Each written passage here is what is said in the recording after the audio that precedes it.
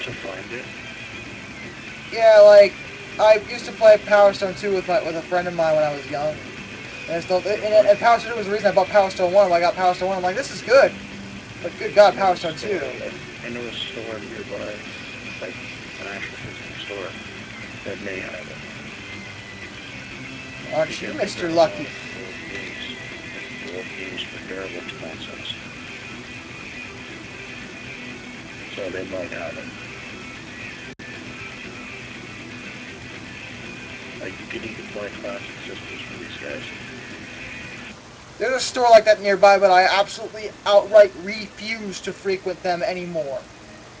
Which ones? Uh, okay.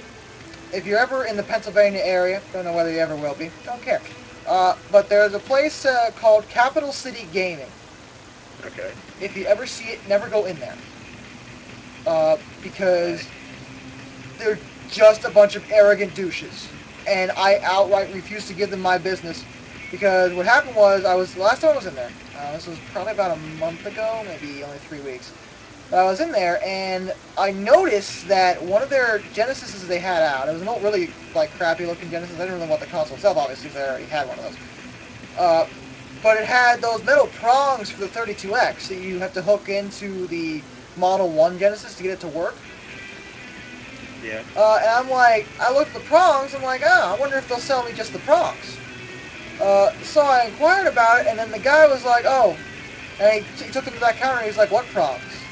And I'm like, oh, the ones you just put back there. And he's like, oh, we don't have prongs, you're not allowed to buy them. And I'm like, okay, are you trying to pull a South Park thing? I thought the guy might have been just joking.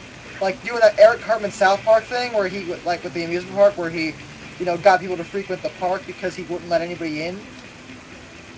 That's what I initially thought. And and then I was like, okay, that doesn't fucking work in real life, bro. And then this other guy came up to me. He's like, "Oh yeah, it does." There's this guy in Japan who says nothing but just regular ramen noodles, and he's an arrogant douche about it. And people still go to his store all the time because he's such an arrogant douche. And I'm like, do you think that because you're gonna be arrogant fucks, that I'm gonna want to come back here in this store and buy stuff from you? You honestly think that's gonna fucking work on me? So ever since then, I refuse to buy anything, not just the fucking prongs, anything from them ever again. Yeah. Just because they did Okay. that. And I would not recommend anyone go in there because that is not how you do business, and that is not the way you treat a customer. Because I had bought a lot of stuff from them before.